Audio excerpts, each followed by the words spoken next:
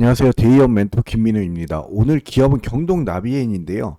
밸류업 지수가 공개가 되었는데 주가도 레벨업이 가능한지 그리고 또 우려 섞인 반응이 조금 있었는데 그 이유를 좀 같이 보도록 하겠습니다.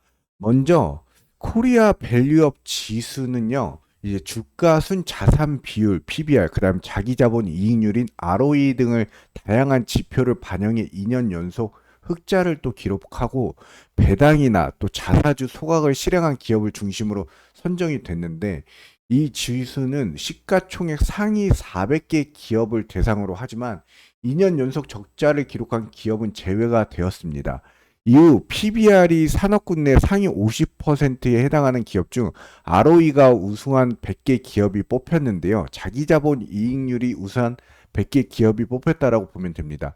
이제 주요 기업은 당연히 삼성, SK하이닉스, 현대자동차, 신한지주 등이 있는데 의외로 이제 뭐 BH, 이스페타시스, LK세미콘, 경동나비엔 같은 코스피 200에 없는 새로운 기업들이 포함이 되어 있는데요. 이제 24일 한국거래소가 공개한 이제 코리아 밸류업 지수는 이제 한국 경제 산업 구조를 반영해서 9개 업종에서 100개 종목이 선정이 되었습니다.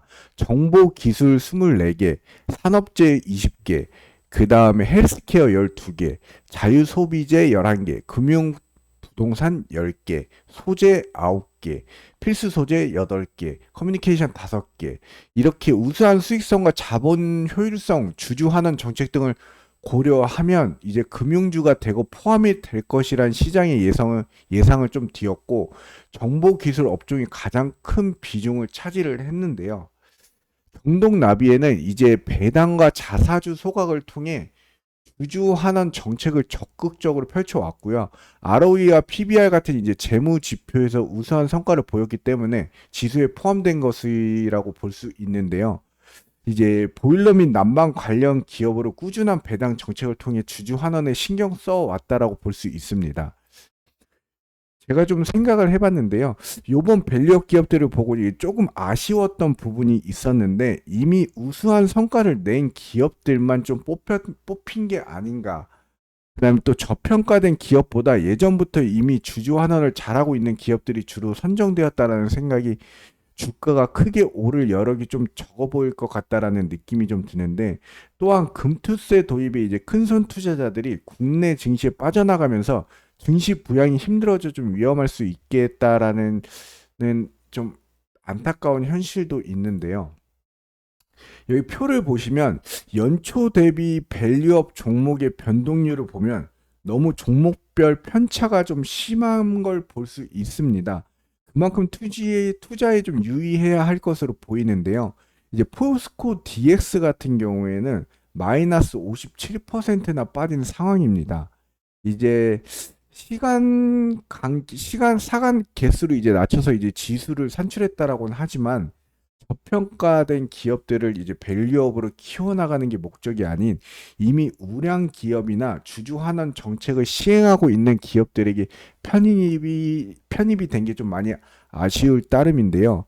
경동 나비행 같은 경우에는 공식 사이트에도 이렇게 배당 정책을 해놓을 만큼 주주 환원 정책을 좀 중요시하게 생각하고 있는 경동 나비엔인데 보시면은 여기 4기부터 48기까지 결산 배당 시 매년 주당 배당금을 좀 50원씩 상향을 했습니다.